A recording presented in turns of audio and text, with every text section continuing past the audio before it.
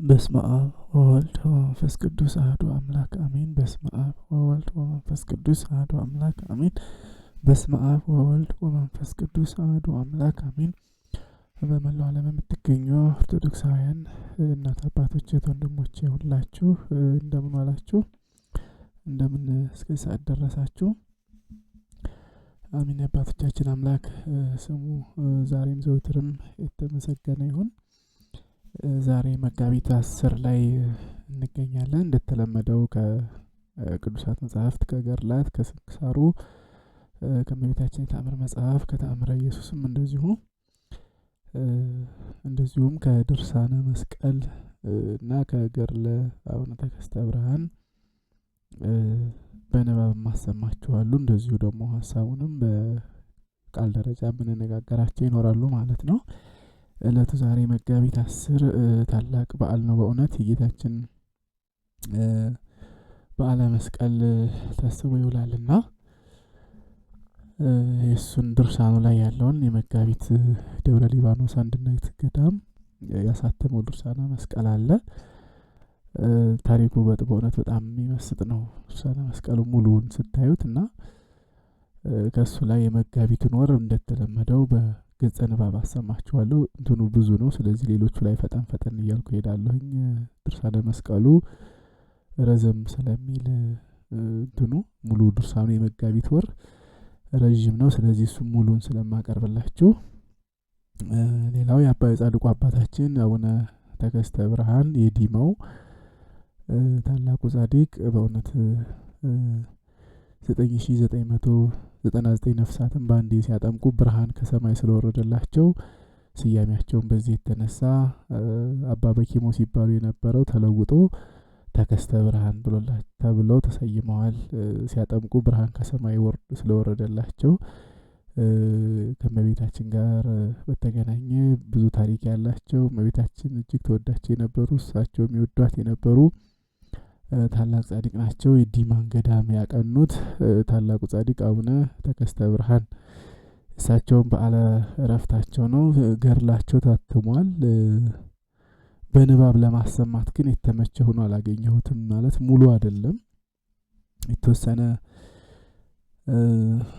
ማለት መሀል ላይ የሌሎች ቅዱሳንን ታሪክ እያስገባ ስለሚሄድ አቡነ ተከስተ ብርሃንን ብቻ የሚመለከት እና የታሪክ ፍሰቱንም በጠበቀ መልኩ ተጽፎ ስላላገኘሁት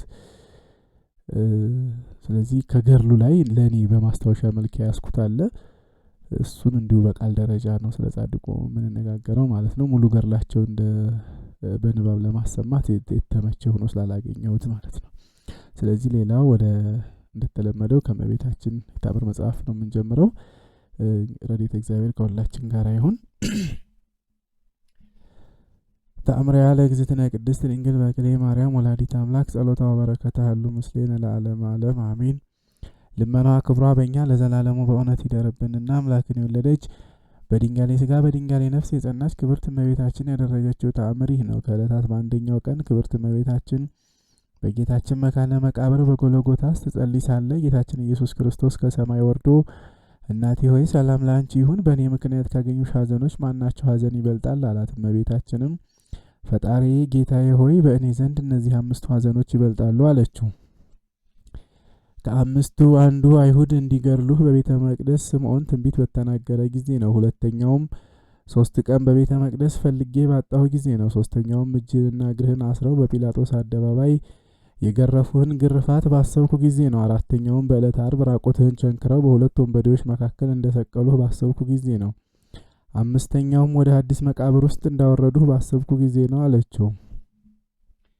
ጌታችንም እናቱ ድንግል ማርያምን በእኔ ምክንያት ያገኙሽን እነዚህን ሐዘኖችንና መከራዎችን አቡነ ዘበሰማያትንና ሰላመ ገብርኤል እየደገመ ያሰበውን ኃጢአቱን እኔ ያስተሰርይለታለሁ፣ መንግሥተ ሰማያትንም አወርሰዋለሁ አላት። እናቴ ሆይ ከሞቱ አስቀድሞ ከ3 ቀን በፊት ከአንቺ ጋር መጥቼ እገለጽለታለሁ ሲል ቃል ኪዳን ገባላት። ይህንንም ስለ እመቤታችን ቃል ኪዳን ቅዱስ ደቅሲዮስ ምእመናን ያነቧት ዘንድ በእመቤታችን የተአምር መጽሐፍ ውስጥ ጻፈው። ልመናዋ ክብሯ በእኛ ለዘላለሙ ይደርብን አሚን።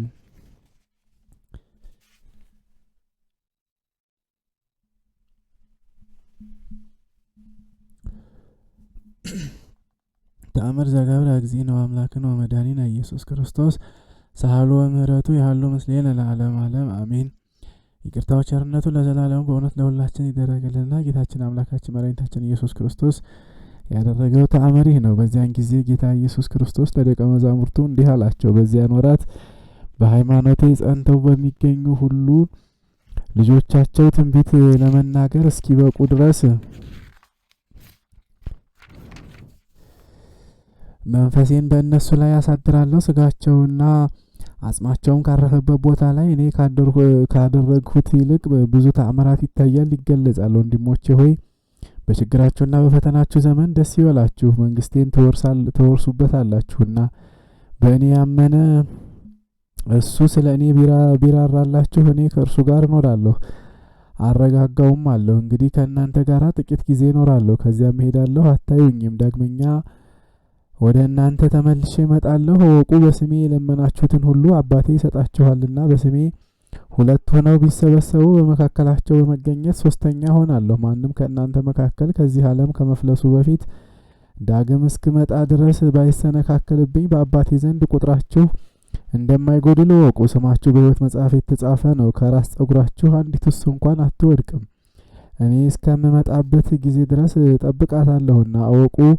አሕዛብ ይደሰታሉና እናንተ ግን ትተክዛላችሁ። እናንተ ከዚህ ዓለም ወገን አይደላችሁምና። እንደነሱስ ብትሆኑ ኖሮ እነሱ እንደተደሰቱ በተደሰታችሁ ነበረ። እናንተስ ተዘጋጅቶላችሁ ያለ በሚመጣው ዓለም ነው፣ ከዚህ ዓለም አይደላችሁምና። እነሆ አዘዝኳችሁ፣ ዳግመኛም አዛችኋለሁ። ነቢዩ ዳንኤል እንደተናገረው በምስራቅና በምዕራብ ሰዎች መካከል ጦርነት ከመነሳቱ በፊት ነቅታችሁ ጠብቁ። አራዊት ሁሉ የአንበሳን ደቦል ይፈሩታል፣ ከግርማውም የተነሳ ይደነግጣሉ። እሱ በእነሱ ላይ ንጉሥ ነውና። አወቁ፣ መንግስታት ሁሉ ይጠፋሉ ያልፋሉ። በእኔ ስም የሚያምን ግን መንግስታቸው ለዘላለም አያልፍም። እናንተስ እስከ ዓለም ዳርቻ ድረስ ሰዎችን በአብ በወልድ በመንፈስ ቅዱስ ስም አጥምቋቸው። ያመነ የተጠመቀ የዘላለም ሕይወት አለውና፣ ያላመነ ያልተጠመቀ ግን የሊቃናትና የስልጣናትም ሁሉ መንግስት በተሻረ ጊዜ በዳግም ሞት ይሞታል። ጠላትን ተጠባበቁት፣ ባላሰባችሁበት ሰዓት ድንገት እንደ ሌባ ይመጣልና። ለይሁዳ አውራጃ ወዮላት፣ ለቤተ ሳይዳ ወዮላት፣ ይልቁንም ለቅፍርናሆም ወዮላት። ወደ ላይ ብትወጣ ወደ ታችም ወደ ሲኦል ትወርዳላችሁና። እወቁ፣ ባቢሎንና ፋርስ ተመዝብረው እንዲጠፉ ሁሉ በቀኝ በኩል ከሚገኝ ሀገር ጨለማ መጥቶ የምድርን ፊት ይሸፍናታል። ለሱ ክብር ምስጋና ይሁንና በዓለም ከሚመጣው ክፋት ሁሉ ስለመጠበቅ ጌታ ኢየሱስ ክርስቶስ ይህን ተናገረ። ይቅርታው ቸርነቱ ለዘላለሙ በእውነት ለሁላችን ይደረግልን አሜን።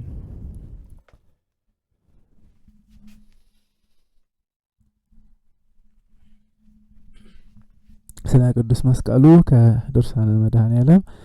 አንድ አምላክ በሆነ በአብ በወልድ በመንፈስ ቅዱስ ስም አምነን የጌታችን የመድኃኒታችን የኢየሱስ ክርስቶስን ዜናውን እንናገር ዘንድ እነሆ የመድኃኔዓለም የትምህርተ መስቀሉ የእግዚአብሔር ምሳሌው ነው። ዓለም ከመፈጠሩ አስቀድሞ ከእግዚአብሔር ጋር ያለ ትምህርተ መስቀል የከበረ ነው። የእግዚአብሔር ምሳሌው የሆነ ትምህርተ መስቀል ከሁሉ አስቀድሞ ተፈጠረ። በእርሱ አምሳል አዳምን ፈጠረው። ለመላእክትም የመስቀል ምልክት አክሊል አላቸው፣ እንደ መብረቅ ያለ ዘውድም አላቸው። የመስቀል አምሳል በትርም አላቸው፣ ፊታቸውንም በመስቀል ምልክት ይሸፍናሉ። የመስቀል ማዕዘኑ 4 እንደሆነ የመንበሩም ጎኖቹ 4 ናቸው። ይህ መስቀል የሄኖስ የሽቶ እንጨት ነው። የአብርሃም የወይራ እንጨቱ፣ የይስሐቅ የነጭ ሐረጉ፣ የያዕቆብ የዕጣኑ እንጨት ነው። ይህ መስቀል ሙሴ የሃይማኖት በትሩ ነው። ይህ መስቀል ክንድን በኤፍሬምና በምናሴ ራስ ላይ በማስተላለፍ የጥላ ምልክት ነው። ይህ መስቀል የኤርምያስ የሎሚ በትሩ ነው። የኢሳይያስ የስሙ መታሰቢያ ነው። ይህ መስቀል በሰለሞን ያለ የእንኮይ እንጨት ነው። ከእንኮይ ያነሳውህ በዚያም የወለደችህ እናትህ ታመመች ብላ ይህች ሙሽራ ስለ ሙሽራዋ ብዙ ተናግራለችና ስለ መስቀሉም ከጥላው በታች መቀመጥን ወደድኩ አለች። ስለ ስጋውም ፍሬው ለጉሮሬ ጣፋጭ ነው፣ ስለ ጎኑ ውሃም ወዳጄ ለእኔ እንደተቋጠረ ከርቤ ነው አለች። ስለ መስቀሉም በሱ ሰላምን አገኛለሁና አለች። ቤተ ክርስቲያንም ሙሽራዋ መድኃኔዓለምን እንዲሁ ትለዋለች። ያዕቆብ ዮሴፍን አሕዛብ በሚወጋቸው የላም ቀንድ ነውን? የላም ጥጃ ነውን ብሎ በባረከው ጊዜ ሙሴ የተናገረው ትንቢት ምንድን ነው? ላሚቱ በችግራችን ጊዜ የምታድነን እመቤታችን መድኃኒታችን ድንግል ማርያም ናት። ጥጃው በድንግልና ከሷ የተወለደው ይህ መድኃኒታችን ነው። የቀንዱም ትርጓሜ ይህ መስቀሉ ነው። ሁለቱ ቀንዶች የመስቀሉ ግንዶች ናቸው። የናዝሬቱ ኢየሱስ የተሸከመውና የቀራንዮ ስምዖን የተሸከመው አንዱ ወደ ላይ የቆመው አንዱ የተጋደመው የመስቀል ግንድ ነው። ነጭ በግ በነጭ ሐረግ ተይዞ ከሰማይ እንደወረደ እነሆ የሚያስደነግጥ የላም ጥጃ መድኃኒታችን ነው። እንደዚህ ሁሉ ክርስቶስ መስቀሉን ተሸክሞ ሄደ። ይህ መስቀል ለቅዱሳን በመንገድ የተተወ የመድኃኒታችን ፍለጋው ነው። መንገድም ማለት ቅዱስ ወንጌል ነው። ይህም መስቀል አጋንንትን የሚያሳድዳቸው ሰይጣናትን የሚበትናቸው ነው። ኦሪት አንዱ 1000 ትውልድ ያሸንፋቸዋል፣ ሁለቱ 1000 ያሳድዳቸዋል እንዳለች አንዱ ማለት ይህ መስቀል ነው። ሁለቱ የመድኃኒታችን ቅዱስ ሥጋው ክቡር ደሙ ናቸው። ይህ መስቀል የባህር ጸጥታቸው የመርከቦችም ወደብ ነው። ይህ የቀራንዮ መስቀል የቁርባን ህብስትን ያፈራው ነው። ይህ መስቀል የጎኑ ውሃ ያጠጣው የጎኑ ደምም ያረካው ነው። ይህ ቅዱስ መስቀል መጠጊያችን፣ ኃይላችን፣ የድነታችን ምልክት፣ የነጻነታችን ምስክር ነው። ይህ መስቀል እንደ እግዚአብሔር የከበረ እንደ ድንግል ማርያምም ከፍ ያለ ነው። ሶስትነታቸው ትክክል የሚሆን እንደ አብ እንደ ወልድ እንደ መንፈስ ቅዱስ ፈጽሞ የማይለይ ነው። እንደዚሁም መድኃኒታችን ከእናቱና ከመስቀሉ ጋር ሶስትነታቸው ትክክል ነው። እንዲህ እናምናለን፣ እንዲህም እናመልካለን፣ እንዲህ እንናገራለን፣ እናመሰግናለንም። እንዲህ የሚያምን ይድናል፣ እንዲህ የማያምን ይደየናል። የቅዱስ መስቀሉ በረከት ከሁላችን ጋር ይሁን ዛሬም ዘወትርም ለዘላለሙ አሜን።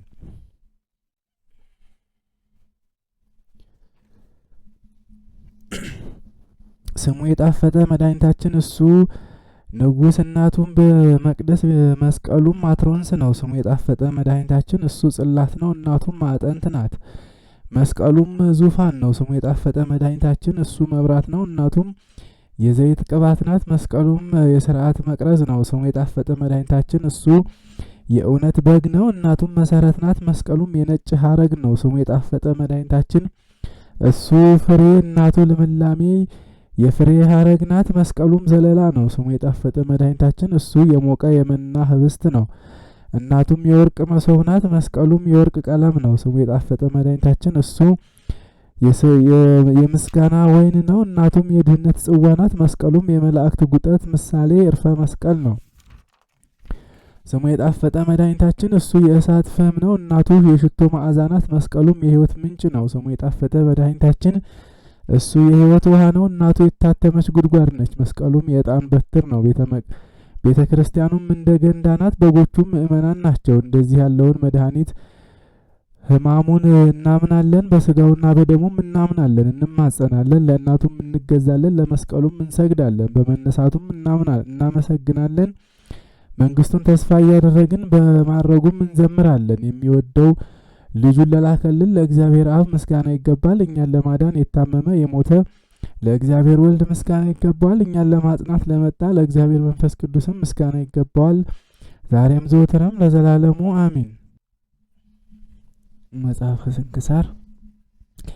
አንድ አምላክ በሚሆን በአብ በወልድ በመንፈስ ቅዱስም መጋቢት 10 ቀን በዚህች ዕለት የክብር ባለቤት ጌታችን አምላካችን መድኃኒታችን ኢየሱስ ክርስቶስ የተሰቀለበት የከበረ ቅዱስ መስቀል የተገለጠበትና የተገኘበት ዕለት ነው። የዚህም የከበረ ዕፀ መስቀል መገለጡና መገኘቱ 2 ጊዜ ሆኗል። መጀመሪያ የጻድቁ ንጉሥ የቆስጠንጢኖስ እናት በሆነች በንግሥት እሌኒ እጅ ነው።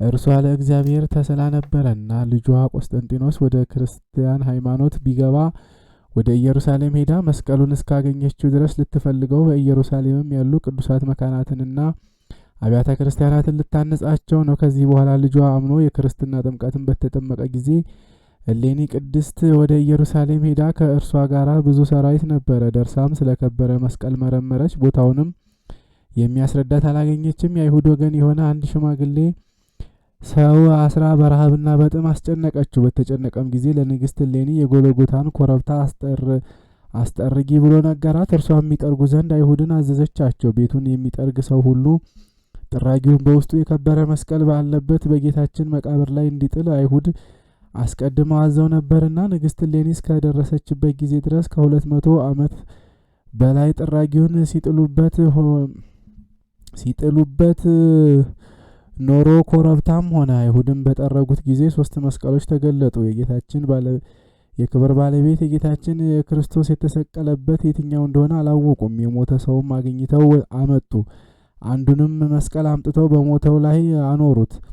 አልተነሳም። ደግሞም ሌላውን መስቀል አምጥተው በሙቱ ላይ አኖሩት። አሁንም አልተነሳም። ከዚህም በኋላ 3ኛውን መስቀል አምጥተው በሙቱ ላይ ያደረጉት። ያን ጊዜም የሞተው ሰው ተነሳ። ንግሥት እሌኒም የክርስቶስ መስቀል እንደሆነ አውቃ ሰገደችለት። የክርስቲያን ወገኖችም ሁሉ ሰገዱለት። ለልጇ የላከችው ይህ መስቀል ነው የሚል በሌላ መጽሐፍ ይገኛል። የቀረውን ግን ግንዱ በውስጡ ተተክሎበት የነበረው ከእርሱም እኩሌታውን ከቅንዋቱ ጋራ ወደ ልጇ የላከችው ነው። ከዚህም በኋላ ስርዓታቸውና የህንጻቸው ነገር በመስከረም ወር በ17 ተጽፎ የሚገኝ አብያተ ክርስቲያናትንና የከበሩ ቦታዎችን አነጸች። ሁለተኛም በሮሙ ንጉሥ በሕርቃል ዘመን የሆነው ሲሆን የፋርስ ሰዎች በግብጽ ሀገር ላይ ሳሉ ወደ ሀገራቸው ሊመለሱ ወደዱ። ከሹማምንቶቻቸው አንዱ የጦር መኮንን ተነጥሎ ወደ ኢየሩሳሌም አልፎ ደረሰ። ወደ ከበረ መስቀል ቤተ ክርስቲያንም ገባ። መስቀሉን በላዩ በተተከለበት ግንድ ፊት ታላቅ ብርሃን ሲበራ አይቶ ሊያነሳው እጁን ዘረጋ። እሳትም ወጥታ እጁን አቃጠለችው። ከክርስቲያንም በቀር ማንም ሊነካው እንደማይችል የመስቀልን የክብሩን ነገር ሰዎች ነገሩት። 2 ዲያቆናትንም ይዞ የከበረ መስቀልን እንዲሸከሙ አዘዛቸው። ከኢየሩሳሌምም ብዙ ሰዎችን ማርኮ ወደ ሀገሩ ተመለሰ። የፋርስ ሰዎች ኢየሩሳሌምን እንዳጠፏት ብዙዎች ሰዎችንም እንደማረኩና የከበረ የክርስቶስንም መስቀሉን እንደወሰዱ የሮም ንጉሥ ሕርቃል በሰማ ጊዜ እጅግ አዘነ። ስለ እርሱም እንዲጾሙ ምእመናንን አዞ ወደ ፋርስ ዘምቶ ወጋቸው። ብዙዎችንም ገደላቸው። የከበረ ዕፀ መስቀልንም እየፈለገ በሀገራቸው ሁሉ ዞረ፣ ግን አላገኘውም። ያ ዲያቆንና መስቀሉን የወሰደ መኮንን ከቦታዎች በቤቱ አንጻር ባለ በአንድ ቦታ ላይ ወስዷቸው ጥልቅ ጉድጓድ እንዲቆፍሩ አዝዞ በዚያ የከበረ መስቀልን አስቀበረ። እነዚያንም ዲያቆናት ገደላቸው። ነገር ግን ያ መኮንን የማይረካ የካህናት ወገን የሆነች በእርሱ ቤት የምትኖር አንዲት ብላቴና ነበረች። እርሷም የከበረ መስቀልን ሲያስቀብርና 2ቱን ዲያቆናት ሲገድላቸው በቤቱ ውስጥ ሆና በመስኮት ትመለከት ነበረ። ወደ ንጉሡ ሕርቃልም ሄዳ መኮንኑ ያደረገውን ሁሉ ነገረችው። ይህንንም ንጉሥ ሰምቶ እጅግ ደስ አለው። ያቺ ብላቴናንም መራችው። ከእርሱም ጋራ ብዙ ሰራዊት ሆኖ ኤጲስቆጶሳትና ካህናት ነበሩ። ወደ ቦታውም እስከምታደርሳቸው ያችን ልጅ ተከተሏት። ቆፍረውም የከበረ መስቀልን አገኙና ከአዘቅቱም አወጡት። ንጉሡና ሰራዊቱም ሰገዱለት። በልብሰ መንግስቱም አጎናጸፈው። ታላቅ ክብርንም አከበረው። እጅግም ደስ አለው ከሰራዊቱም ጋራ። ይህም የመስቀል ሁለተኛ የተገለጠበትና የተገኘበት በዚህች ቀን በመጋቢት 10 ቀን ነው። ከዚህም በኋላ ንጉሡ የከበረ መስቀልን ተሸክሞ ወደ ቁስጥንጥንያ ከተማ ወሰደው። የጌታችን የመስቀሉ በረከት ከሁላችን የክርስቲያን ወገኖች ጋር ይኖር ዛሬም ዘወትርም ለዘላለሙ አሚን።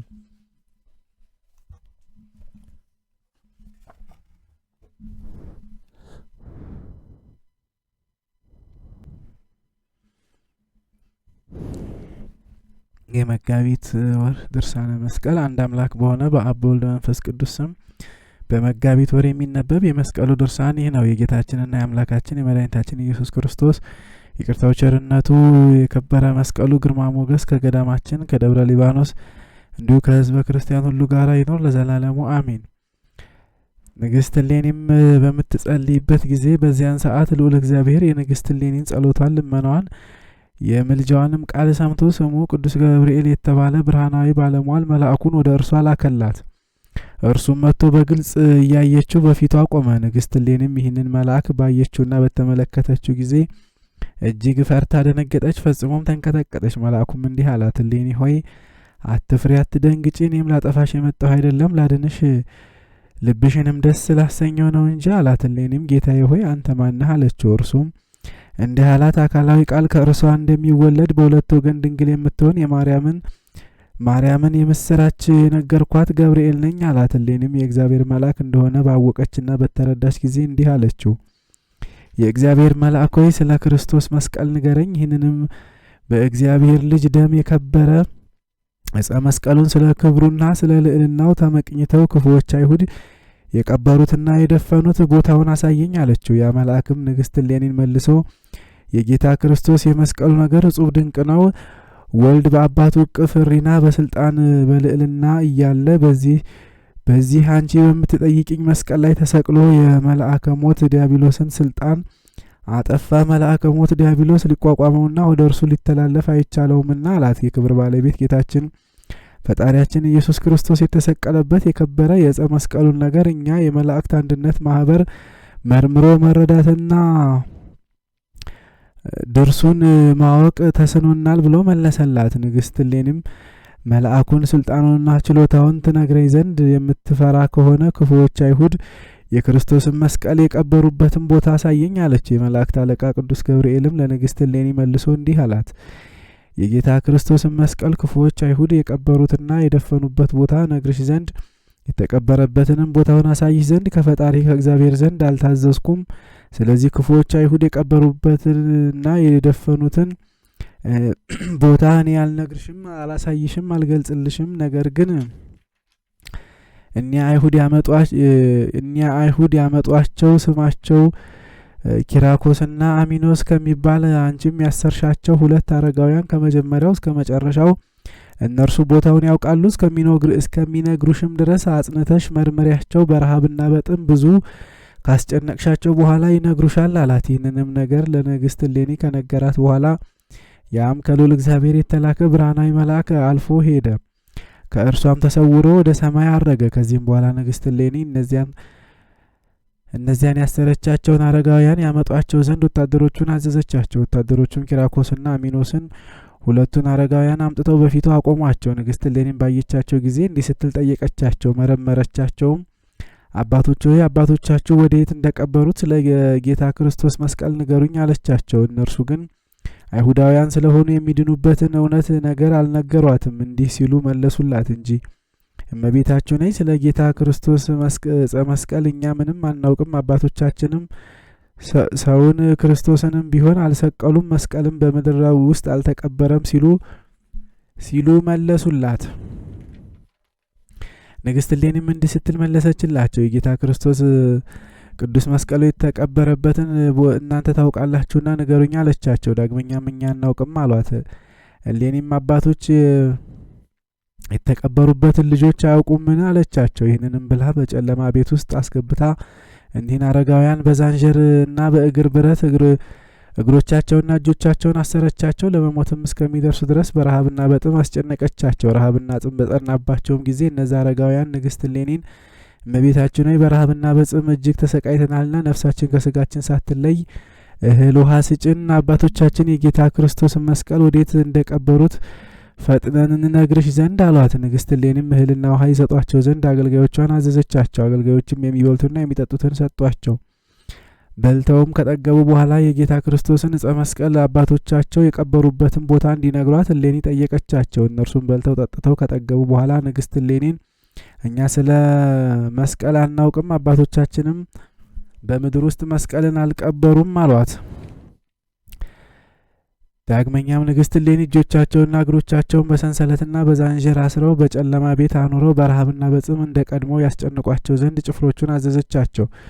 ጭፍሮችም ንግሥት እሌኒ እንዳዘዘቻቸው ይህን በእነሱ ላይ ያደረጉ። እነርሱም በረሃብና በውሃ ጥም እጅግ ተሰቃዩ። ለሁለተኛም ንግሥት እሌኒን እመቤታችን ሆይ እንነግርሽ ዘንድ ጥቂት ውሃን ስጭን አሏት። እርሷም የጌታ ክርስቶስ ቅዱስ መስቀሉ የተቀበረበትን አስቀድማችሁ ሳትነግሩኝ ምንም አልሰጣችሁም አለቻቸው። እነዚህም አረጋውያን ኪራኮስና አሚኖስ በጨለማ ቤት ውስጥ ታስረው እጅግ በተጨነቁ ጊዜ በረሃብና ጥምም በጸናባቸው ጊዜ የእሌኒ ንግሥትን ጭፍሮች እንዲህ አሏቸው፣ በዚህ መከራና ስቃይ ነፍሳችን ከስጋችን ሳትለይ ከዚህ ጨለማ ቤት አውጥታችሁ ወደ ንግሥታችሁ አድርሱን አሏቸው። ጭፍሮቹም በዚያን ጊዜ ከጨለማ ቤት አውጥተው በአልጋ ተሸክመው ወደ ንግሥት እሌኒ ያደረሷቸው። ያን ጊዜም ንግሥት እሌኒ እመቤታችን ሆይ እንነግርሽ ዘንድ ስሚና አሏት። በዚያም ወራት እኛ ታናናሾች ሳለን አባቶቻቸው ሲናገሩ ከእርሳቸው ጌታ ኢየሱስን የሰቀሉት ቦታ ስሙ ቀራንዮ ነው። ይኸውም ገቦታ በሚባል በጎልጎታ ቀበሩትና በ3ኛው ቀን ተነሳ።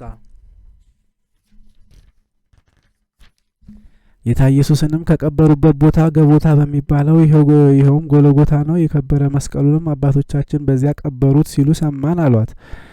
ዳግመኛ ኪራኮስ ንግስት እሌኒን እንዲህ አላት። የከበረ የክርስቶስን መስቀል አይሁድ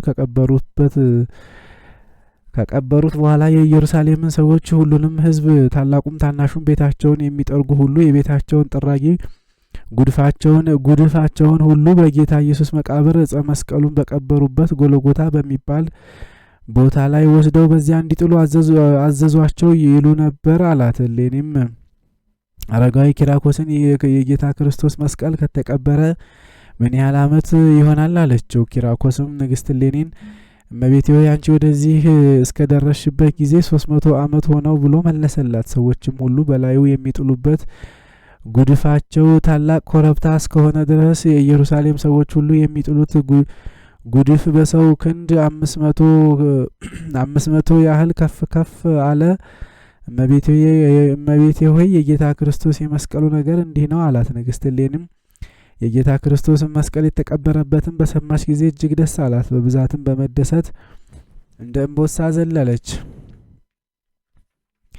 ዓይኖቿንም ወደ ላይ ወደ ሰማይ አቀናች። ደረቷንም እየደቃች እንዲህ ስትል ወደ እግዚአብሔር ማለደች። አቤቱ የሕያው እግዚአብሔር ልጅ ሰው የሆንክ የድንግል ማርያም ልጅ ሆይ የደከመች ያዘነችና የተከዘች ባሪያህን እርዳት። ፈጽሞ የከበረ መስቀልህንም ግለጥልኝ። እኔ ከሩቅ ሀገር የከበረ መስቀልህን ለመፈለግ መጥቻለሁና ጌታ ኢየሱስ ክርስቶስ ሆይ ለሚጠሉኝ ጠላቶች አጋንንትና አንተን ለሰቀሉ ፈጽሞ የከበረ መስቀልህንም ለቀበሩ አመፀኞች አይሁድ መሳለቂያና መዘባበቻ አታድርገኝ ብላ ጸለየች። እንዲህም ወደ ልዑል አምላክ ስትጸልይና ስትለምን ወዳውኑ በከበረ ደሜ የከበረ መስቀሌ በመንግስትሽ ወራት እሌኒ ሆይ ይገኝልሻል የሚል ቃል 3 ጊዜ ከሰማይ ሰማች። አገልጋዬ እሌኒ ሆይ ጥቂት ወራቶች በኋላ የፈለግሽውን ታገኛለሽና ፈጽሞ ደስ ይበልሽ አላት። ይህንንም ነገር ከነገራት በኋላ ያ ቃል ዝም አለ። ከዚህም በኋላ ንግስት እሌኒ ከእርሷ ጋር ያሉትን ሰራዊቶቿንና አገልጋዮቿን የኢየሩሳሌምንም ሀገር ሰዎች ሁሉ እያንዳንዳቸው በአንድ ሰው ሸክም መጠን አንድ ሸክም የወይራ እንጨት ያመጡ ዘንድ አዘዘቻቸው። የተራራ መጠን እስከሚያህልም በብዛት የወይራ እንጨቶችን አመጡ።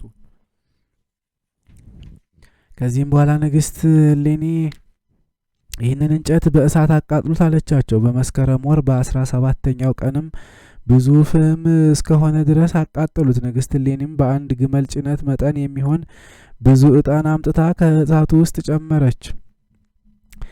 ጢሱም እስከ ሰማይ ድረስ ወጥቶ አንድ አምላክ በሆነ በአብ በወልድ በመንፈስ ቅዱስ መንበር ፊት ሰገደ። ከዚያም እንደ ቀስተ ደመና ሆኖ በመመለስ የጌታ ክርስቶስን ዕፀ መስቀል አይሁድ ቀብረው በደፈኑበት በጎልጎታ ቦታ ላይ ተተከለ። ሁለተኛም ወደ ንግስት እሌኒ የመጡ እነዚያ ነቢያት፣ ሐዋርያት፣ ጻድቃን፣ ሰማዕታት፣ ባህታውያን ዕጣን ጨመሩ። ከእርሳቸውም በስጋ ሕይወት የመጡ አሉ፣ በአካለ ነፍስም የመጡ አሉ። ያን ጊዜም የዕጣናቸው ጢስ እስከ 7ኛው ሰማይ ወጥቶ ወደ አብና ወልድ ወደ መንፈስ ቅዱስ መንበር በመድረስ በሥላሴ መንበር ፊት ሰገደ። ከዚያም የዕጣኑ ጢስ እንደ ቀስተ ደመና ሆኖ ተመልሶ የጌታ ክርስቶስ መስቀል አይሁድ ወደ ቀበሩበት ወደ ጎልጎታ ተተከለ። ይህንንም ስሙ ኪራኮስ የሚባል አረጋዊ በማለዳ ተነስቶ ወደ ጎልጎታ ገሰገሰ። እርሱ በለመለመ እርግና ያረጀ ነውና ከባልንጀራው አሚኖስ ጋር ለ3ኛ ጊዜ ዕጣንን አምጥቶ ከእሳት ውስጥ ጨመረ። ኪራኮስና አሚኖስም ሁለቱ አረጋውያን የጨመሯቸው የዕጣናቸው ጢስ እንደ ቀድሞ እስከ 7ቱ ሰማይ ወጥቶ አንድ አምላክ ወደ ሆነ ወደ አብና ወደ ወልድ ወደ መንፈስ ቅዱስ መንበር ፊት ሰገደ። ከዚያም እንደ ቀስተ ደመና ሆነ በመመለስ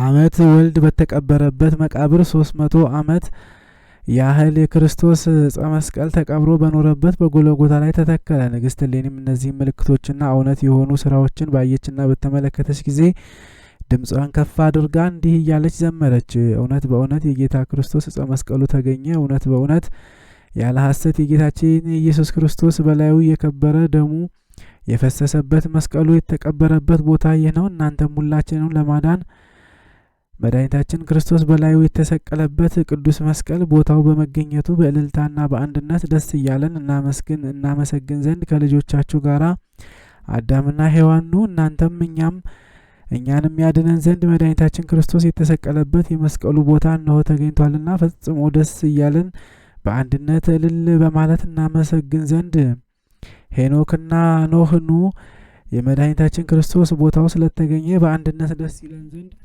አብርሃም ይስሐቅና ያዕቆብ ኑ መድኃኒታችን ኢየሱስ ክርስቶስ በላዩ ስለተሰቀለ ከተረገመ ዲያብሎስ እጅ አስለቅቆ ያዳነን የጌታ ክርስቶስ የመስቀሉ ቦታ ዛሬ ተገኝቷልና ስለተገኘ በአንድነት ፈጽሞ ደስ እያለን በእልልታ እናመሰግን ዘንድ ከአዳም ጀምሮ እስከ ዛሬ ያላችሁ ሁላችሁ ቅዱሳን ጻድቃን ኑ አለች። ከዚህም በኋላ ንግሥት እሌኒ ለአገልጋዮቿና ለሰራዊቶቿ የክብር ባለቤት የክርስቶስ ዕፀ መስቀል ለተቀበረበት ቦታ ምልክቱ ይህ ነው አለቻቸው።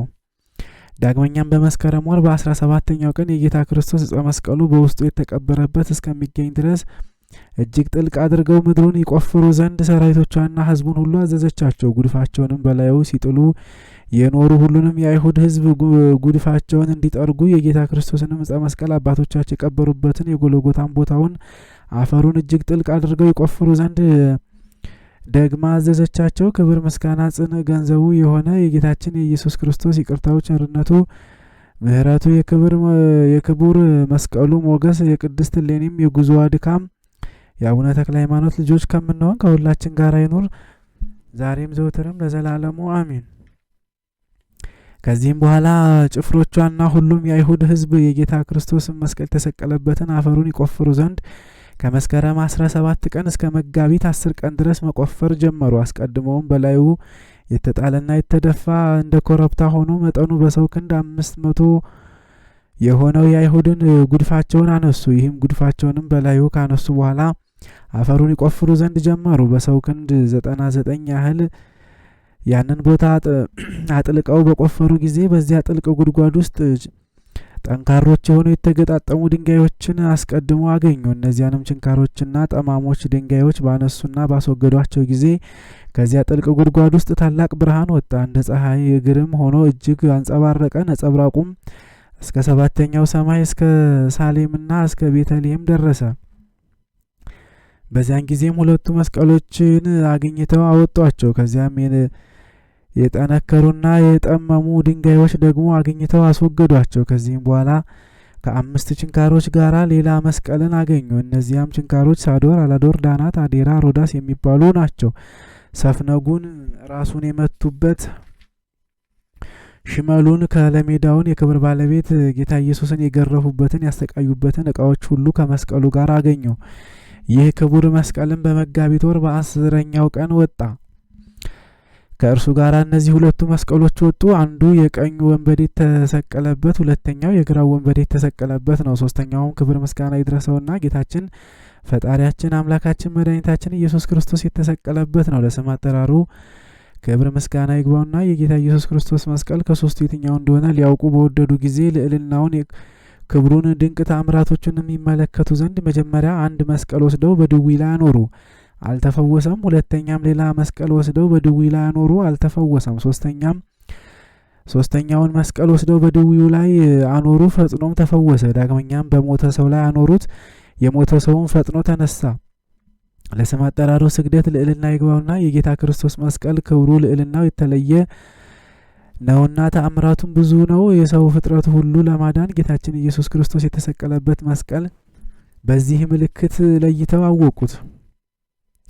የጌታ የኢየሱስ ክርስቶስ መስቀል ተገኝቶ በወጣና በተገለጸ ጊዜ ታላቅና ድንቅ እጹብ የሚባል ነገር በሰማይና በምድር ተደረገ። ሰማይ ተናውጿል፣ ተራሮች፣ ኮረብታዎች፣ የዱር እንጨቶች ሁሉ ደስ ብሏቸዋልና። ነገር ግን ፀሐይና ጨረቃ ከሰማይ ጠፈር አልተነቃነቁም፣ ከዋክብትም ከቦታቸው አልተናወጹም። ፀሐይ ሳትገባ መዓልቱና ሌሊቱ ተለይቶ ሳይታወቅ 7 ቀን ብርሃን ሆነ፣ ምድርም ነጭ ሆነች። መላእክት በሰማያት ሰዎችን በምድር ላይ ታላቅ በዓልን አደረጉ። ፈጽሞ ደስ እያላቸው በአንድ ቃል በህብረት በሰማያት ለእግዚአብሔር ምስጋና ይሁን፣ በምድርም ሰላም እያሉ ፈጽሞ አመሰገኑ። የከበረ ዕፀ መስቀል ከጥልቅ ጉድጓድ ከተቀበረ በ300 ዓመት ተገኝቶ ስለ መውጣቱና ስለ መገለጹ ከመጋቢት 10 ቀን እስከ መስከረም 17 ቀን ከምስራቅ እስከ ምዕራብ ከሰሜን እስከ ደቡብ ቀኑና ሌሊቱ ተለይቶ ሳይታወቅ ዓለም ብርሃን ሆነች። በጌታ ክርስቶስ በመስቀሉ ብርሃን ነጸብራቅ ከምድር ላይ ጨለማ ተወገደ። ይህንንም አይተው መላልሰው በደስታ አመሰገኑ። ሕዝቡም ወደ ንግሥት እሌኒ በአካለ ነፍስ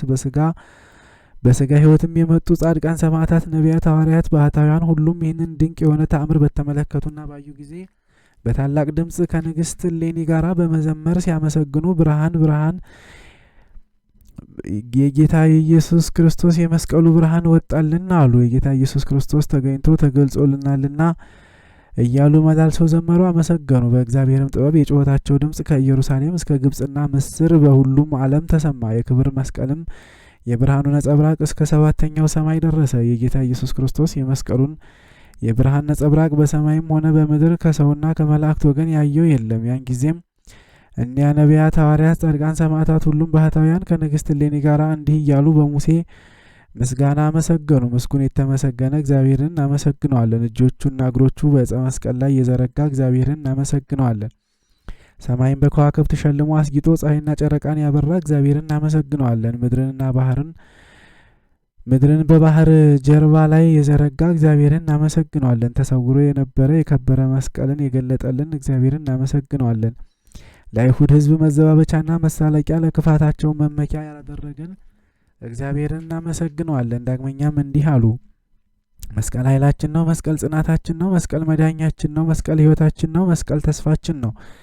መስቀል የነፍሳችን መዳኛ ነው። በመስቀሉም ኃይል ድነናል። የመስቀሉም ኃይል ቤዛችን ኃይላችን ሆነን ጌታችን አምላካችን መድኃኒታችን ኢየሱስ ክርስቶስ የንግሥት የቅድስት እሌኒን የሃይማኖቷን ጽናት ፍጹም ድካሟን የነቢያትን፣ የሐዋርያትን፣ የጻድቃን፣ የሰማዕታትን፣ የባህታውያንንም ሁሉ በእርሱ ደም የከበረ መስቀሉን ስለ መውደዳቸው መሰባሰባቸውን ፈጽሞ ባየ ጊዜ ንግሥት እሌኒ ወዳለችበት ዕፀ መስቀሉም ወደ ተገኘበትና ወዳለበት ከቅዱሳን መላእክቶቹ ጋር ሰረገላዎቹ ከሆኑ ከኪሩቤል ከሱራፌል ጋር ወደ እርሳቸው መጣ።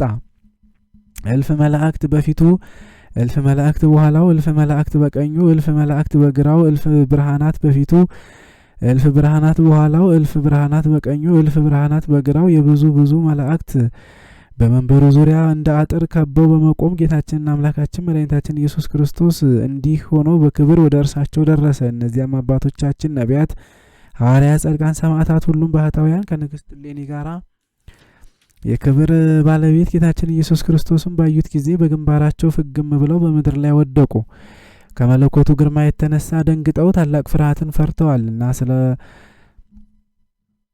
ስለ ፈሩ እንደ ሻሽ ተነጠፉ፣ እንደ ቅጠልም ረገፉ። ከዚያም በኋላ በዚያን ጊዜ ጌታችን በከበሩ እጆቹ አንስቶ በእግሮቻቸው አቆማቸው። ፍርሃትንም ከላያቸው አስወገደላቸው። በመካከላቸውም ቆሞ በመስቀል ምልክት በግልጽ ባረካቸው። እንዲህም ሲል ተናገራቸው።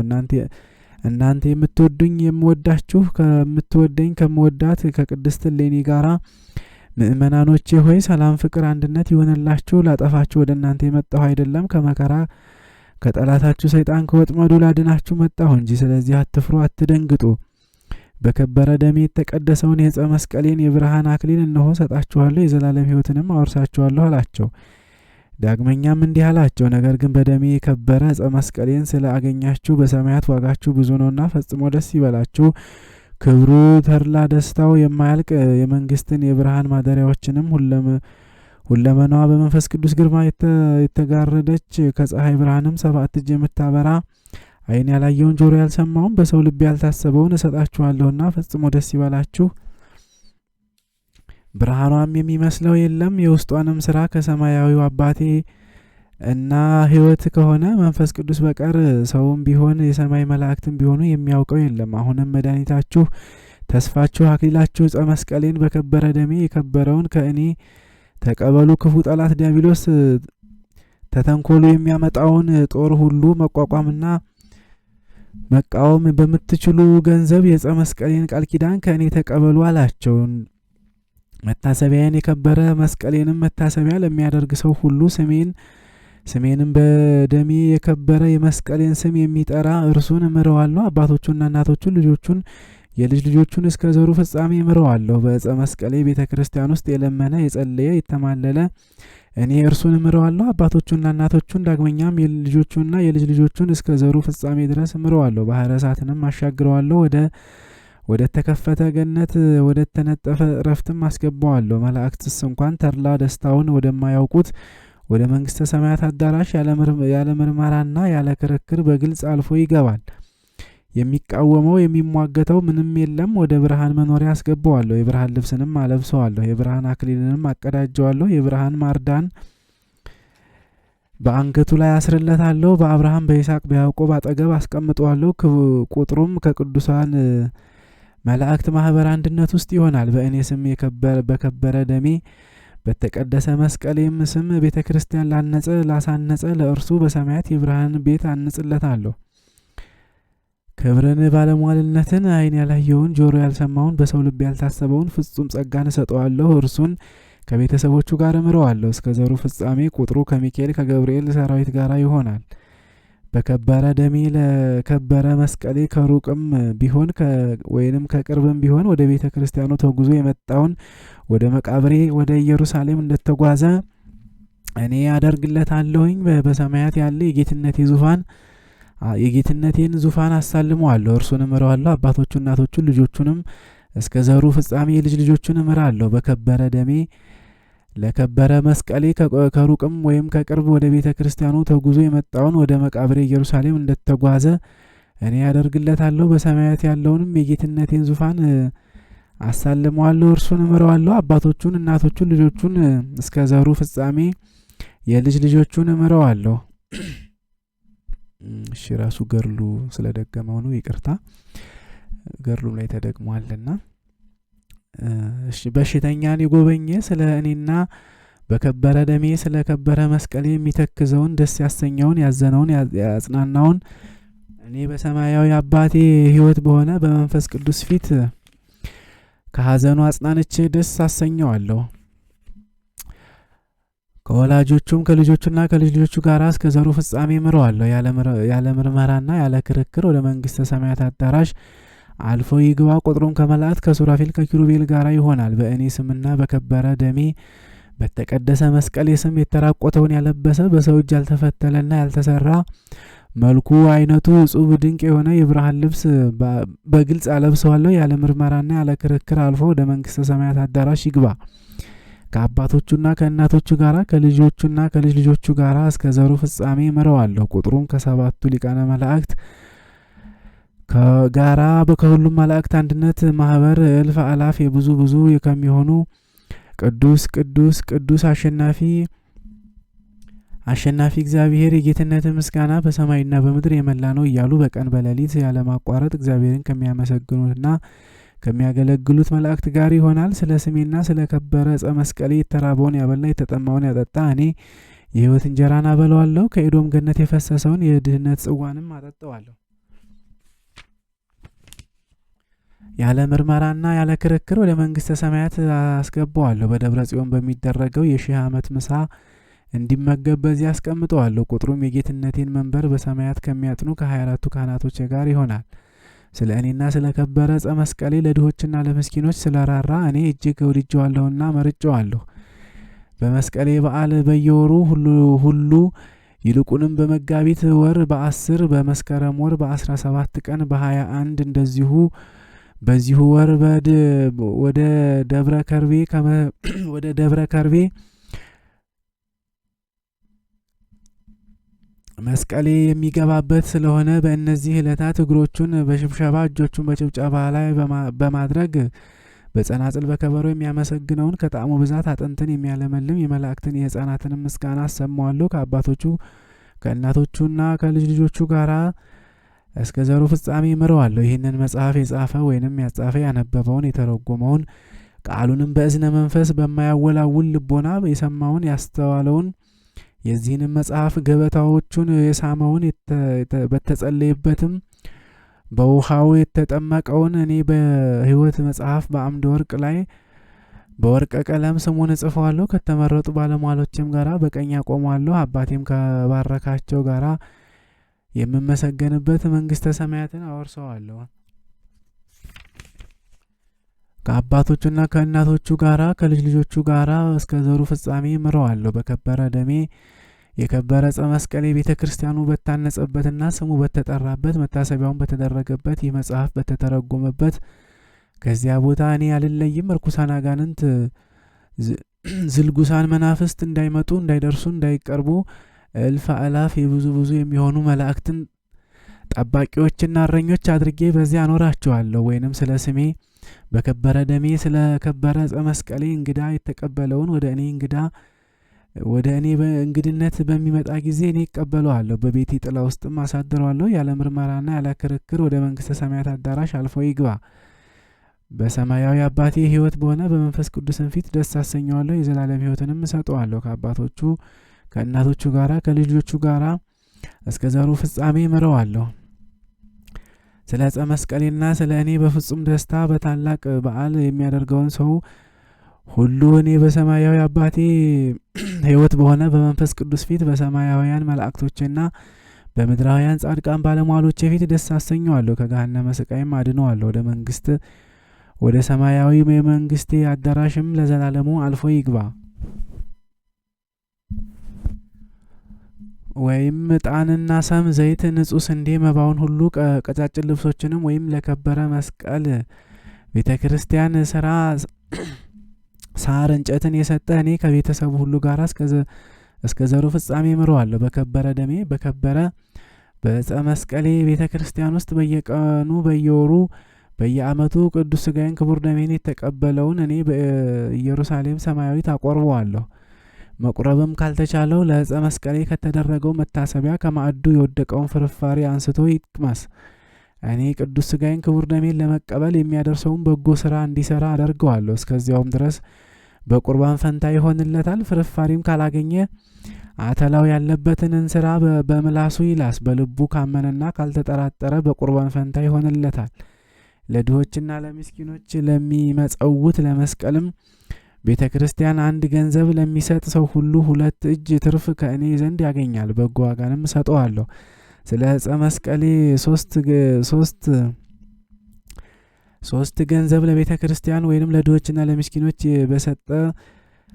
የሰጠውን በአጸፌታ ትርፉን ከእኔ ዘንድ 6 ያገኛል። ለቤተ ክርስቲያን ወይንም ለድሆችና ለምስኪኖች 6 የሰጠ ትርፉ 12 ከእኔ ዘንድ ያገኛል።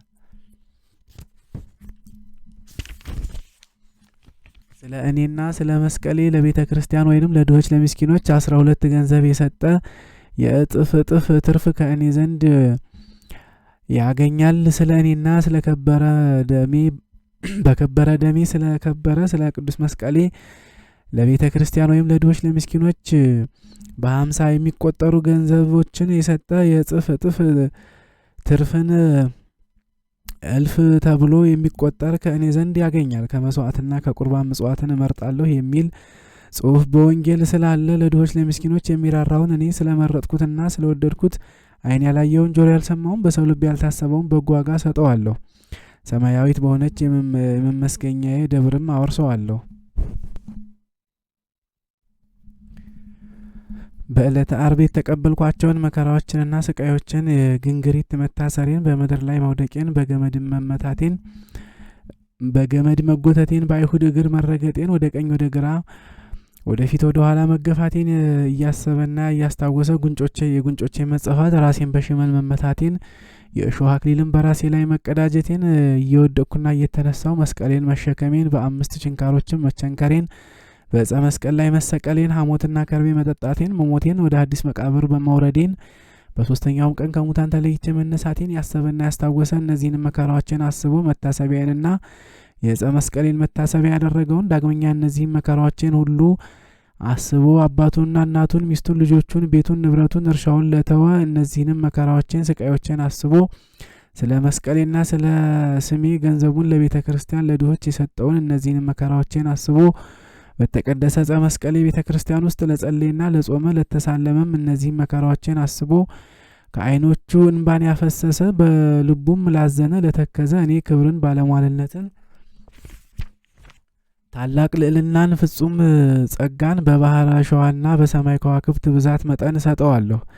ባህረ እሳትን ይሻገርበት ዘንድ የእሳት ክንፎች ያሉት እሳታዊ ፈረስን እሰጠዋለሁ። በዚያም ፈረስ በጠጉሩ ልክ ብዙ የሆኑ የኃጥአንን ነፍስ የእሳትን ባህር ያሻግር ዘንድ ይህንንም ቃል ኪዳን ሰምቶ በልቡ ጥርጥር ለሚያኖርና ለሚያቃልል ሰው ሁሉ ወደ እኔ በሚመጣ ጊዜ እኔ አልቀበለውም። ከተመረጡ ባሮቼ ለይቼ እኔን ሰማያዊ አባቴን ሕይወት የሆነ መንፈስ ቅዱስን ከሚክዱ ጋር ደምረዋለሁ። እድል ፈንታውንም ከሰቀሉኝ ጠላቶቼ አይሁድ ጋር አደርገዋለሁ፣ በግራዬም አቆመዋለሁ። ይህንንም ቃል ኪዳን በንጽህና በቆራጥ ልብ ቆሞ ሰምቶ ለተቀበለው ሰው ሁሉ የ80 ዓመት ኃጢአቱን ይቅር ብዬ ከውሃና ከመንፈስ ቅዱስ እንደተወለደ እንደ 40 ቀን ሕፃን አደርገዋለሁ። እስከ ዘሩም ፍጻሜ ምረዋለሁ። ወይም ቆሞ መስማት ላልተቻለውና ተቀምጦ ይህንን የቃል ኪዳን መጽሐፍ ቢሰማ የ40 ዓመት ኃጢአቱን እተውለታለሁ። ይህንንም ቃል ኪዳን እና የዚህን የመጽሐፍ ቃል ያቃለለ እኔንም በመንግስቴ በጌትነቴ መንግስት አልቀበለውም። እንደ ምስክሬ ጊዮርጊስ ቢጋደል፣ እንደ ወዳጄ ገብረ መንፈስ ቅዱስ ከእህል ከውሃ ተከልክሎ ቢጋደል መመስገኛዬን ደብር መንግስተ ሰማያትን አያያትም፣ ኃጢአቱንም በደሉንም አይሰረይለትም።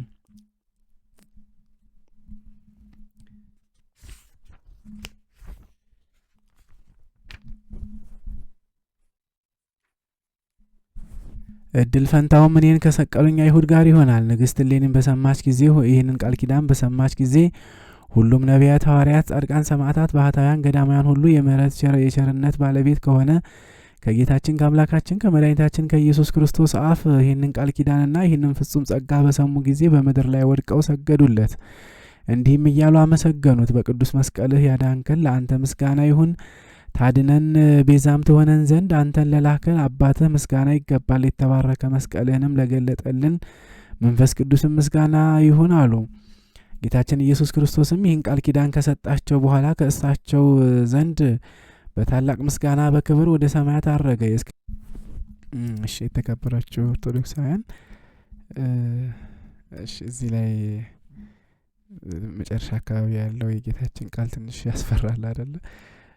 ነገር ግን ለቅዱስ ጳውሎስ እንዳለው እዚህ ድርሳኑ ላይ እንግዲህ ምንድነው የሚለው? ይህንን ቃል ኪዳን የዚህን መጽሐፍ ቃል ያቃለለ እኔንም በጌትነቴ መንግስት አልቀበለውም። እንደ ምስክሬ ጊዮርጊስ ቢጋደል፣ እንደ ወዳጄ ገብረ መንፈስ ቅዱስ ከእህል ከውሃ ተከልክሎ ቢጋደል መመስገኛዬን መንግስተ ሰማያትን አያያትም፣ ኃጢአቱንም በደሉንም አይሰረይለትም።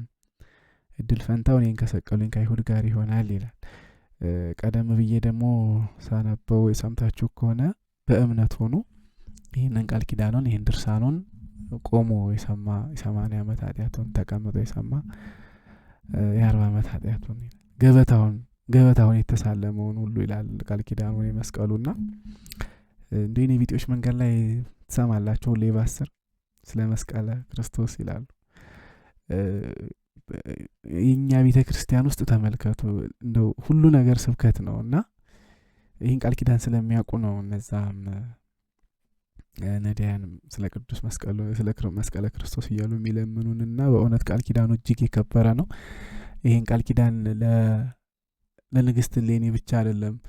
ንግሥት እሌኒ እንግዲህ የመጋቢትን ብቻ ነው ያነበብኩት። ከዛ በፊት ያሉትን ብናየው ሙሉ ድርሳኑን ንግሥት እሌኒ በጣም ብዙ ደክማለች፣ ብዙ ሱባኤ ይዛለች፣ ብዙ ከዛ በኋላ መልአኩን ልኮ እንደምታገኝበትን መንገድ ነው ሊቀ መላእክት ቅዱስ ገብርኤል የነገራትና ከዛ በፊት እሷ ጋር መስቀሉን ፍለጋ አብረው በህይወት ያሉ ቅዱሳን ያረፉ ቅዱሳን ሰማዕታት፣ ነቢያት፣ ሐዋርያት ጭምር መጥተው መስቀሉን እኮ ካብረው ይሄ ቃል ኪዳን ሲሰጥ ለነሱም ጭምር ነው አብሮ የተሰጣቸው የመስቀሉ ቃል ኪዳን ከንግሥት እሌኒ ጋርና ላመኑት ገበታውንም እንኳን አምኖ ለተሳለመ ራሱን የቻለ ቃል ኪዳን አለ የቅዱስ መስቀሉ። ይሄን ቃል ኪዳኑን የመስቀሉን ተቀምጦ ቆሞ የሰማ ገበታውን የሳመ የሚል ቃል ኪዳን አለ። በተቃራኒው ደግሞ ይህን የሚጠራጠረው ብሎ ያስቀመጠው ቃል ትንሽ ያስደነግጣልና ይሄ ቅዱስ ጳውሎስ በመልእክቱ የገለጸው ነው፣ ሌላ አይደለም። ብዙዎች ለክርስቶስ መስቀል ጠላት ሆነው ይመላለሳሉ፣ እኔ ግን አልኳችሁ ብዙ ስለ እነርሱ ላለው ነገር እያለቀስኩ ላለው ነው እንደው የሚለው አይደል? ስለ እነርሱ እያለቀስኩ እናገራለሁ። እንግዲህ ይሄን ቃል ኪዳን ስለሚያውቅ ነው ቅዱስ ጳውሎስ እያለቀስኩ እናገራለሁ ስለ እነሱ ብዙዎች ለክርስቶስ መስቀል ጠላት ሆነው ይመላለሳሉ፣ መጨረሻቸው ምንድነው አለ? ጥፋት ነው። ስለ እነርሱ እያለቀስኩ እናገራለሁ፣ መጨረሻቸው ጥፋት ነው አለ። ሐዋርያው ምን እንዳስለቀሰው እንግዲህ ሚስጥሩን እሱና እግዚአብሔር ያውቁታል። ይሄም ያነበብኩላችሁ ድርሳን ያንን በተወሰነ መልኩ የሚያሳይ ነው ቃል ኪዳኑና በእውነት የቅዱስ መስቀሉ በረከት ይደርብን፣ ሞገስ ይሆነን፣ ከጠላት መጠበቂያ ይሆነን ዘንድ አምላካችን ፈቃዱ ይሆንልን። ወደ ታላቁ አባታችን ወደ አቡነ ተከስተ ብርሃን ገርል እንሂድና ቀደም ብዬ እንዳልኳችሁ ገርሉን እንግዲህ ሙሉን ለማንበብ የተመቸ ሆኖ አላገኘሁትም። ስለዚህ ታሪካቸውን እኔ ባዘጋጀሁት መልኩ ያለውን ልንገራችሁ። አቡነ ተከስተ ብርሃን እንግዲህ በአንድ ጊዜ 9999 ሰዎችን በአንዲት ዕለት ሲያጠምቁ ከሰማይ ብርሃን ስለወረደላቸው ተከስተ ብርሃን ተብለው የተጠሩት በዚህ ምክንያት ነው። ዲማ ጊዮርጊስን የመሰረቱትና በአካባቢ የነበሩ ጣዖታትን ጨርሰው ያጠፉ ታላቅ ጻድቅ ሐዋርያም ጭም ናቸው። መቋሚያቸው የጻድቁ መቋሚያ የሚሞተውንና የማይሞተውን ሰው ለይታ ትናገር ነበር በወቅቱ ይላል ገድላቸው። የጻድቁ የትውልድ ቦታቸው መንዝ ነው። መልአኩ ቅዱስ ዑራኤል ጌታችን በተሰቀለ ጊዜ የፈሰሰ ደሙን በብርሃን ጽዋ ተቀብሎ በብርሃን መነሳነስ ዓለምን ሲረጭ አስቀድሞ መንዝ የምትባለውን ሀገር ከሁሉ በፊት ስለረጫት ደመ መለኮቱ እንደ አውድማ ስለለቀለቀው በዚህም ምክንያት መንዝ ተብላ እንደተጠራች አካባቢዋ በእውነት በዛ እጅግ የከበሩ ታላላቅ ገዳማት ያሉበት ቦታ ነው። በዚህ ቦታ እና አቡነ ተክለ ሃይማኖት እና አቡነ ፊልጶስ እና አቡነ አኖሪዮስ እና ቅዱስ ክርስቶስ ሰምራና ሌሎችም በርካታ ታላላቅ ቅዱሳን ተወልደው አድገውባታል። እና አቡነ ተከስተ ብርሃንም በዚች ቅድስት ምድር ነው ተወልደው ያደጉት። የመጀመሪያ ስማቸው በኪሞስ ነው የሚባለው። ከመንዝ መንነው ወደ ደብረ ሊባኖስ በመምጣት በታላቅ ተጋድሎ ከኖሩ በኋላ በጽጋጃው መምህር በአቡነ አኖሪዮስ እጅ በአቡነ ተክለ ሃይማኖት ገዳም ነው የመነኮሱት። ጻድቁ እንግዲህ ከደብረ ሊባኖስ ወደ ጎጃም በሄዱ ጊዜ አቡነ ተክለ ሃይማኖት ይሰግዱበት አቡነ ተክለ ሃይማኖት ፊት ለፊታቸው አስቀምጠው ይሰግዱባት የነበረችውን የእመቤታችንን ስዕል አድኖ ወይንም ምስለ ፍቁር ወልዳ ይዘው ነው ከቦታ ቦታ ይንቀሳቀሱ የነበሩት ማለት ነው። አቡነ ተከስተ ብርሃን አቡነ ተክለ ሃይማኖት ይጸልዩባት የነበረች የእመቤታችንን ስነ ስዕል ምስለ ፍቁር ወልዳ እሱን ይዘው ነበር የሚንቀሳቀሱት። ከዚያም ወደ ጎጃም ክፍለ ሀገር በ12ኛው ተኩለ ዘመን በንጉስ አምደ ጽዮን ዘመነ መንግስት እንደመጡ ነው ገድላቸው የሚናገረው። ወደ ጎጃም መጥተው በቢቸና አውራጃ ዲማ ጊዮርጊስ ተቀመጡ። አባታችን ወደ ጎጃም ከመጡ በኋላ ማረፋቸውንና ማረፊያቸው የሆነውንና የጸሎት በዓታቸውን ያደረጉት ታላቁ ዲማ ጊዮርጊስን ነው ማለት ነው። ከዚያም አባታቸው አቡነ ፊልጶስ በሃይማኖት ምክንያት ወደ ትግራይ ሲሰደዱ እሳቸውም ተሰደው ብዙ ከቆዩ በኋላ መመራቸው አቡነ ፊልጶስ ወደ ጎጃም ክፍለ ሀገር ሄደህ በዚያ አስተምር ስላሏቸው ከዚያ ተነስተው በግሸን አድርገው የአባይን ባህር በተአምራት ከፍለው ለሁለት በዚያ በተአምራት ተሻግረው ወደ ጎጃም ክፍለ ሀገር በመሄድ የከበረች ወንጌልን ለህዝቡ አስተምረው በአንዲት ቀን 9999 ነፍሳትን ወይም ምእመናን አጠምቀው አምደ ብርሃን ከሰማይ ወርዶ ወይም ተተክሎ በወቅቱ ያበራ ስለታይቷል። በዚህ ምክንያት እንግዲህ በኪሞስ የሚባለው ስማቸው ተለውጦ ተከስተ ብርሃን ተብለዋል። ጻድቁ እንግዲህ ያጠምቁባት የነበረችው ወንዝ እሳት ዙሪያዋን ስለከበባት ነድ ሀጺረ ተብላ ዛሬም ድረስ ቦታዋ ትጠራለች ማለት ነው።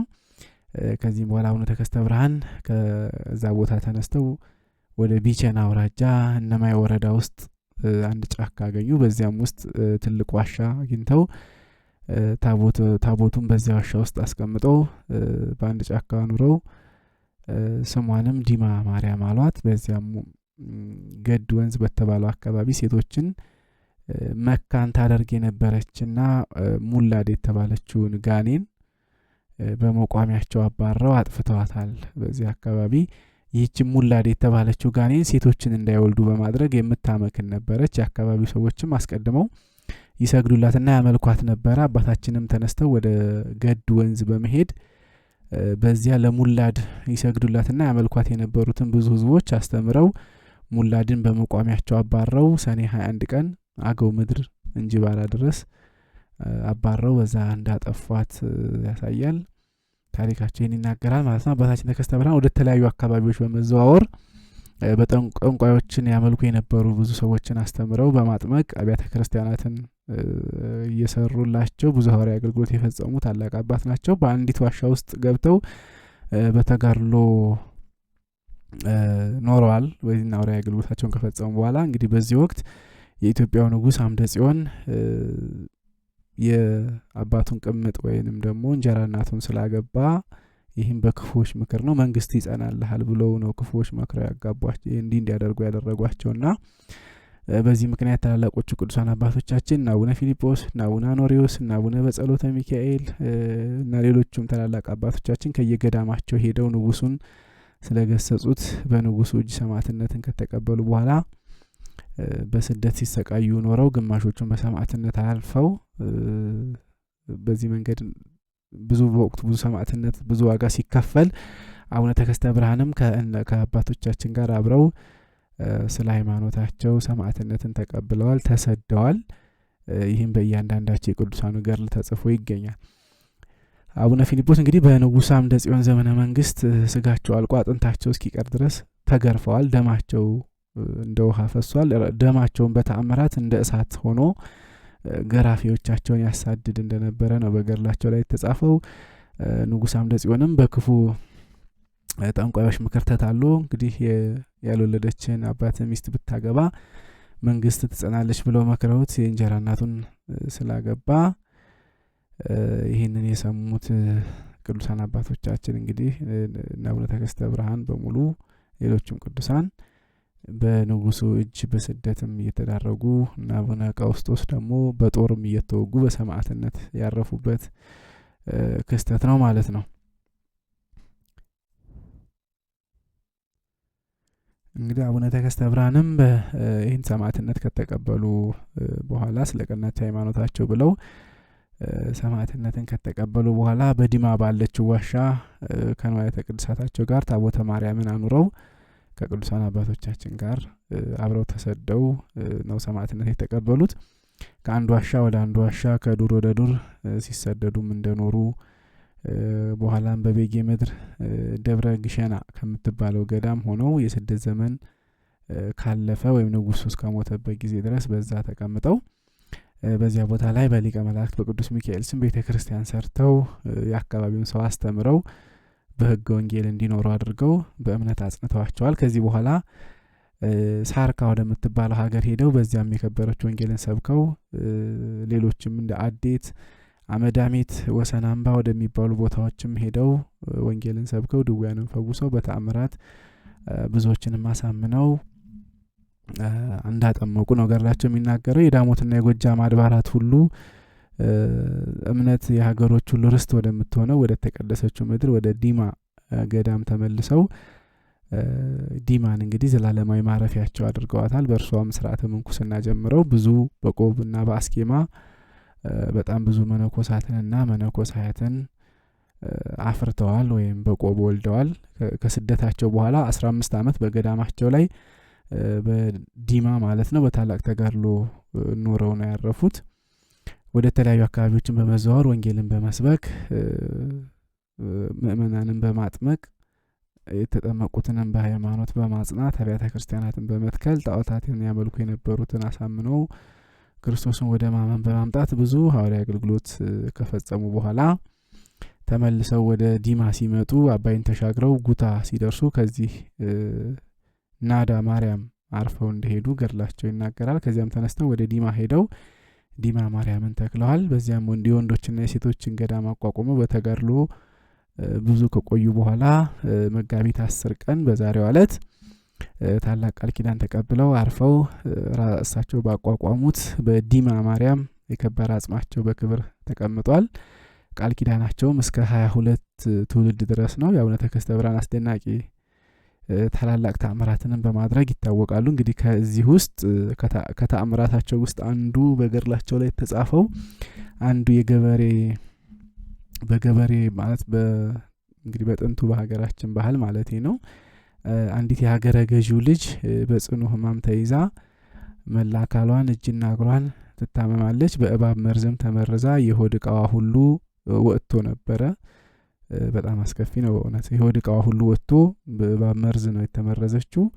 የሆድ ዕቃዋ ሁሉ ወጥቶ ነበረ ይላል። ከዚህም በኋላ አቡነ ተከስተ ብርሃን በሃይማኖታቸው ምክንያት ሰማዕትነት የተቀበሉበትና የተገረፉበትን የሰውነታቸውን እጣቢ ይህንን ወስደህ በጌታችን በኢየሱስ ክርስቶስ ስም ፈውስ ይሁንሽ ብለህ ልጅህን ይህንን ሰውነቷን ቀባት ብለው ለሀገረ ገዢው አባቷ ሰጡት። እንግዲህ ሀገረ ገዢውም ልጄን ፈውሱልኝ ብሎ ደርሳቸው ከሄደ በኋላ እሳቸውም ያንን በሰማዕትነት የተቀበሉበትን ወይም የተገረፉበትን የሰውነታቸውን እጣቢ ነው ውሃውን በዚህ ሰውነቷን ፈውስ ይሁንሽ ብለህ ለልጅህን ስጣት ብለው ለሀገረ ገዢው ሰጡት።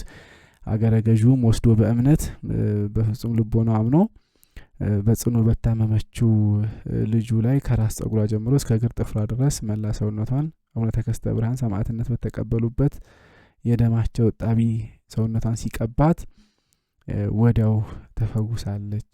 እባቡም ከውስጧ ወዲያው ወጥቶላታል። እንግዲህ ህዝቡ ቤተሰቦቿም ይሄንን እስቲ እንደ ቀድሞ በሰላም በእግርሽ ተራመጂ ብለው ሲፈትኗት እሷም ፈጥና ተነስታ በእግሯ ተራመደች።